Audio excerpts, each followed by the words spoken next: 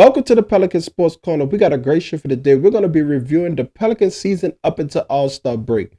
We're also going to be talking about the things the Pelicans need to do after All-Star break so that they could continue to grow together and continue to improve their play.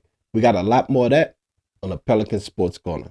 No low lights up, Pelicans fly high from the Crescent City. Watch us touch the sky, Zion in the paint, thunder when it ride. Voodoo with the splash, got that fire in his eye. Trey Murphy from deep, let it rain, let it pour. Herb and Jose locking down every floor. New blood coming, Fizz, Kiwi, Queen. Pelicans United, we chasing that dream. Big Z breaking rim, crowd going wild. Power in the lane, got defenders in denial. Hulu with the handles, crossing up the scene. Buckets from the arc, keep the scoreboard clean. Trade with the wingspan, shooting with the breeze. Catching alley oops, bring opponents to their knees. Herb John clamps, never giving up an inch. Jose with the steel, crowd jumping out the bench. Roller lights up, Pelican fly high from the Crescent City. Welcome in, Pelicans fans, man. I appreciate you guys' likes. I appreciate you guys' views. I appreciate you guys' subscribes. If you're not subscribed, please subscribe. If you are subscribed, I appreciate it. Make sure you hit that like button. But let's get into some of this Pelicans business, man. You already know what it is. Let's dive right in. So the Pelicans are on All-Star break. First of all, I want to congratulate Jeremiah Fears and Derek Queen for making it to the Rising Stars Challenge. You know, they both on different teams, but congratulations to them guys, man. We got two young up-and-coming nice young players, nice young talents, nice young finds. So that is a plus for the Pelicans going forward. We got two guys that you can build around. We got two guys to add to the mix with Trey Murphy. We got two guys to who can potentially lead the Pelicans to new heights. That's what we're hoping as fans. Next, we're going to move on to the things we liked, the good, the bad, the ugly of the Pelicans season. We're going to start off with the ugly. The ugly of the Pelicans season so far has been coaching. No matter who's the coach, both have their Willie Green or James Borrego. They both did good things. They both did bad things. I think the Pelicans coaching is a problem in New Orleans, no matter whether it's Willie Green or James Borrego. Me personally, I know Willie Green is a better coach than James Borrego. James Borrego, both guys failed to identify the strength of their players and put them in positions so that their players can thrive. I think that's the problem. It seemed like James Borrego opened the offense up a lot more, but still they have a problem with putting their players in advantageous situations to thrive. There's been times where these guys have had good games. There's been time where we're seeing flashes, but there needs to be a consistent answer both offensively and defensively when it comes to these players. Now, they had a hard time sharing the ball early in the season, no matter who the coach was. But at the same time, there needs to be a standard that's met and a level of expectation that the Pelicans play with on a night-to-night basis. And I just don't see how they're not doing that with either coach. A lot of fourth quarter collapses, but that's been like the past 3 to 4 years when it comes to the Pelicans. So this is not new, which means that they're obviously not getting it. We got to get to a point where we have a coach that demands the Pelicans perform. And we need a coach that demands that and controls the outcome of these games when it comes to fourth quarter collapses, that instill confidence in his players, that they have a knowing how to close games in the fourth quarter. So when it comes to the ugly, I would say fourth quarter collapses, sometimes third quarter collapses, but also coaching has been the most horrendous part of the New Orleans Pelicans season thus far. The good, well, we're going to go the bad. The bad is just putting players in position to do things that they're not comfortable with doing. We look at Derek Queen playing center. Yes, he can play some center, but he's better at power forward, in my opinion. If you're looking at him defensively, he's not going to be a elite defensive like somebody like Yves Missi. He's not going to be a willing defender. He struggled with that when it came to in college. He needs to pick that up. The intensity and effort has to be picked up when it comes to his defensive play. And you need somebody that instill it in. He's never going to be an elite defensive player, but to be enough to disrupt traffic in the area, he needs to get to that.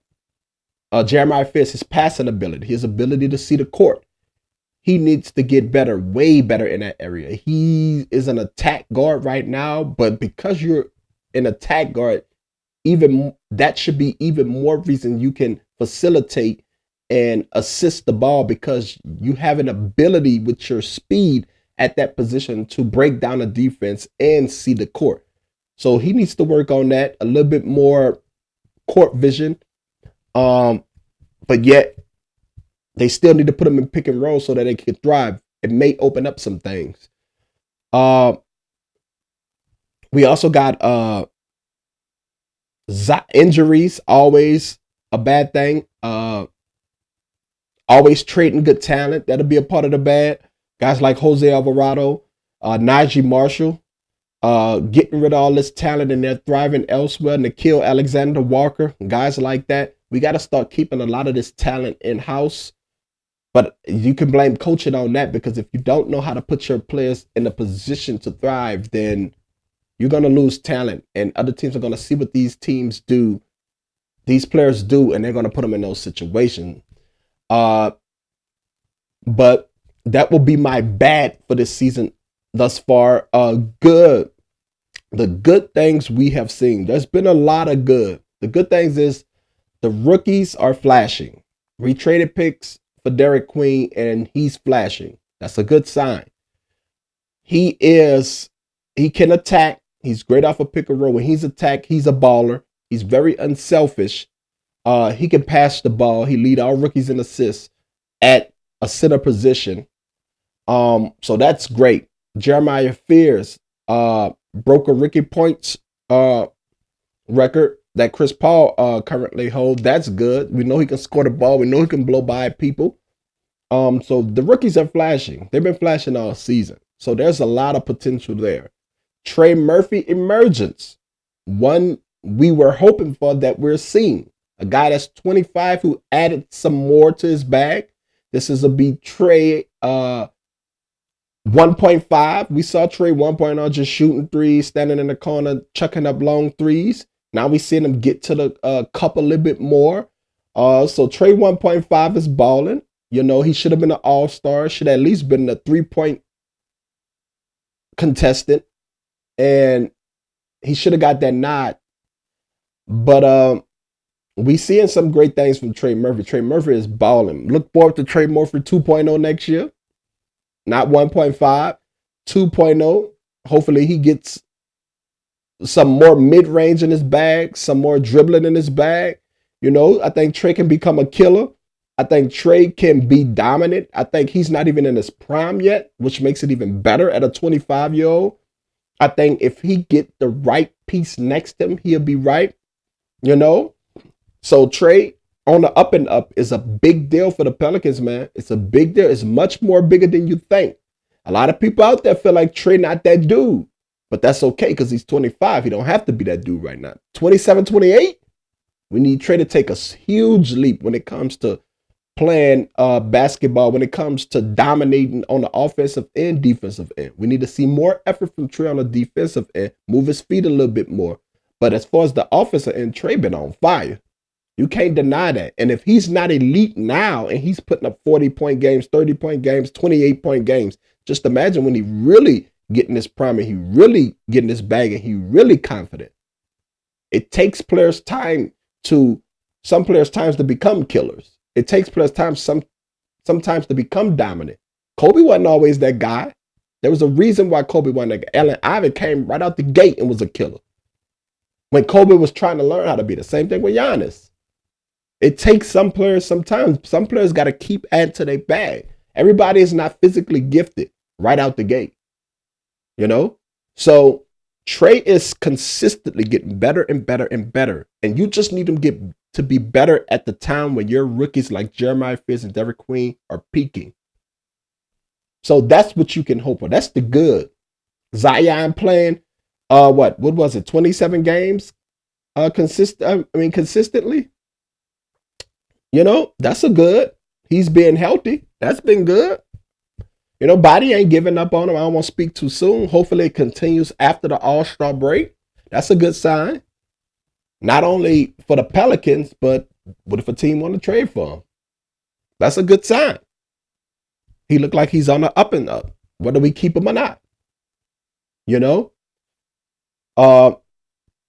Sadiq Bey, probably the biggest good sign. Sadiq Bey is absolutely freaking balling. He's been a ball. He's been an offensive juggernaut. Health was a question. The guy won Rookie of the Year. This is not new for Sadiq Bey, but he kind of bounced around a little bit early. But Sadiq Bey, kind of like stabilizing this team, that's been a big positive. That's a real thing the Pelicans can hang their hat on. Hopefully they don't trade him either, because he's like an Andre Iguodala when it comes to kind of guiding these young guys, kind of pulling them in. How to lead. Just go about doing your business every day. He's been a godsend this season. So shout out to Sadiq Bey, because he's balling. That is a fine. Hopefully we don't get rid of him. Hopefully they don't do what they did with Najee Marshall, and Jose Alvarado. So there's a lot the Pelicans can hang their hat on. Carlo. I want to see Carlo get some expanded minutes. I want to see Carlo next to Derek Queen more after the All-Star break. That's the type of things I'm looking for. And we'll talk more about that on the things we want to see after All-Star break. But as far as the good, man, there's some good. Eve Messi doing a little more.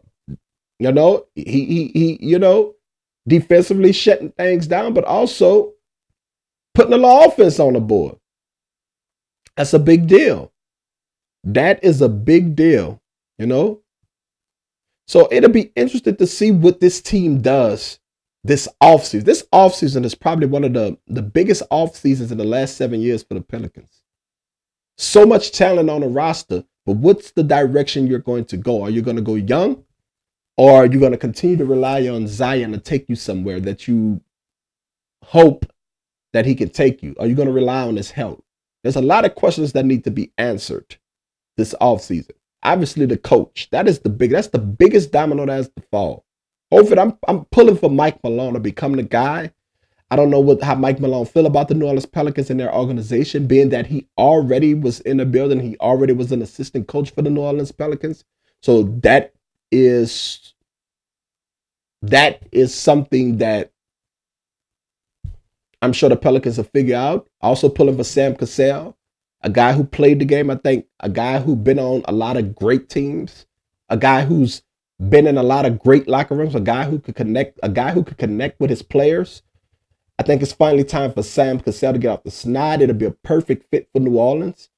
I think Sam Cassell is a guy who can get the attention of these players while they're young, being that he faced adversity in his career. So yeah, Sam Cassell will be a guy I would look forward to too. But let's talk about the things we want to see after All-Star break. Obviously, team chemistry to continue. Obviously, we want guys like Trey, Zion, Sadiq Bey, Jeremiah Fears, Derek Queen to continue to play together, continue to share the ball, continue to figure it out together with more playing time. That's obvious. But we also want to see, do they have a valuable center on the roster? Carlo and Messi, hopefully they can sneak a center into that lineup to give us a better idea as to where those guys at when it comes to their play. I firmly believe Carlo is a starting center in this league. I believe he opens up so much more for this team. I believe that the Pelicans' current staff does not know how to use him the correct way. I believe he's an X factor for this team. I may be in a minority. I just think he presents too much to the defense, and he's too willing on defense to hustle and play. And if you watch my LaCarlo take and my LaCarlo kind of smaller series on a pull-up series, you'll see he can do a lot of things and he can stretch the floor. He can do a lot of things that will help Derek Queen and others. Misi has a ways to go in this offense, but he's a good backup defensively if you get him in the right system where centers are featured. So I would like to see them increase those two guys' minutes to see if we got a guy we can run with on a roster. Me personally, I believe Carlo is a rock star next to a superstar. So hopefully we get that situated. Because I'm getting tired of advocating for Carlo. I mean, it's obvious what he can do when he's on the floor. He just needs to get in a role where somebody trusts him to do it at a consistent level. I also want to see the rookies grow. Jeremiah Fears and Derek Queen continue to grow. I want to see Derek Queen attack more. I would like to see him at power forward. Why he have a center? I would like to see him put him in pick and roll a lot more, with him and Jeremiah Fears. Also, I want to see Zion continue to be healthy. I want to see him continue to play. I want to see him continue to log games. I want to see him continue to play inspired, like he cared. Like them to rebound more. Like them to get more active on the defense. What else? Trey Murphy. Continue to be the guy. Trey Murphy is looking like the franchise player. Whether you like it or not. I know y'all say y'all don't think he can be a franchise player. He's a good number 2. Well, at 25, he's looking like the number 1. Like they are scared to death of Trey Murphy. Because he can fill it up with the quickness, whether you like it or not. He's showing that he's willing to learn, he's coachable, and that he's willing to continue to add to his bag. Something that Zion hasn't done yet. If he stays healthy, maybe he add more. You see his little mid-range jumper every now and then. But we need him to shoot that with consistently. Get a back down game. Get a back to the basket game. Get something that could potentially make it easier to play offense and you not have to always go to the rim and bump bodies with the bigs. So I think we have a lot going for ourselves, even through the losses, but this team is talented. And I think Joe Dumars was right, like I said on the previous pod, for not trading anybody major for crumbs. If there were buzz for them during the trade deadline, they're going to be substantially more interest during the offseason. This is where everybody is 0-0, and this is where everybody and every team in the NBA has hope. So maybe, and they're talking about adding 2 teams to the league, so maybe the Pelicans find themselves in the East. So, and it'll be easier. But at the same time, the Pelicans can compete. They can compete. They just need a chef to put all the ingredients together because they got a lot of ingredients. And I think they're going to be all right. I think the Pelicans are going to be all right. Right now, we just got to get through the storm, man. It's cloudy, a lot of thundering, a lot of lightning, hail. We just gotta survive it for now. Next season should be much better with the right coach. The right coach that used their players the right way. Interested to see what DeJounte Murray do, see if he can raise his trade value. See how they play him, whether he's coming off the bench, whether they put him in the lineup. I'm interested to see how he plays with those guys. So there's a lot of storylines circling the Pelicans, man. There's a lot of storylines that I look forward to so that we can see the direction of this team and where this team trying to go. But it's going to be very hard without a lead dog. It really is. Hopefully they get a jump on coaching. Hopefully they get a jump on interviewing candidates. Then the rest of the league, I think it's very important to get your guy, your top guy, whoever that guy is. And looking forward to hearing from Joe Dumars and Troy Reaver. We haven't heard from him, man. They haven't been active when it comes to giving us interviews. So we're looking forward to hearing from them too. That'll be a good positive going into next season. So that's all I got, man. I'm just reviewing it. I think the Pelicans, they're going to be all right. I just think we got a lot of growing to do as a team and organization. And the only way to get yourself up out of these type of situations is to put it on the floor and to get guys who care. That should be the focus next season. Get high level talented guys and guys who care. Not guys that want to be here. Who cares where they want to be? Just get them to buy in. They're professionals for a reason. It doesn't matter where they care to be. You either ball or you find somewhere else. We got to get out of that hoping players want to play in New Orleans. No, it's a privilege to play anywhere and get paid doing it. It's a child's game. We need that type of attitude going into these situations and acquisitions when we're acquiring players. You either want to be great or not. No more babying, no more coddling. Get players that want to win, period. So we look forward to see if Joe Dumars and Troy Weaver is going to do that. They had a good start with Jeremiah Fears and Derek Queen. Jeremiah Fears with his chippiness. Derek Queen with his play, his court vision, his ability to be polished and shoot from places and continue to add to his game. So I look for him to continue to add to his also, get in better physical shape. So it's going to be a long season still because we're probably going to lose some more. But hey, it's okay. It's okay. Sometimes you got to take 2 steps back to take 3 steps forward. But that's all I got, man. I hope you guys enjoy your day. I hope you guys, from your perspectives, I hope you guys understand that, we're in sort of a rebuild, sort of a reshuffle, retool, whatever you want to call it. But it starts with the coach. No matter how much talent you acquire, if you don't have the coach to stir it up, to bake the cake, you're going to be in trouble. You've seen that with Willie Green and James Borrego. You're seeing it now. You got to get that coach, man. That coach is the absolute. The Saints had many great players, but until they got Sean Payton, it really just never, it's never materialized. And we don't want just playoff appearances. We want Western Conference Finals appearances. The only way to do that is to get an elite coach. And there's a few out there, but it's going to take some swaying to get them here. And you got to give them what they want too. You got to spend the money. The owners got to get on board.